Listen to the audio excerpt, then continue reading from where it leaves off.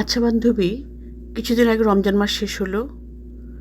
সবগুলো রোজা রেখেছিলাম, কিন্তু সারা মাসেও 1 পাউন্ড ওজনও কমাতে পারিনি। আরে বান্ধবী, এইটা নিয়ে করে চিন্তা করো না। শরীরের চর্বি একবার জায়গা মতন বইয়া পড়লে আর লড়ে চড়ে না।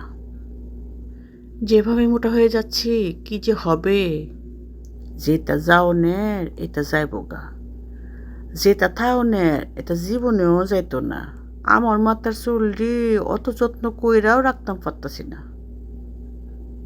বেবাক পইরা যেতেছে গা।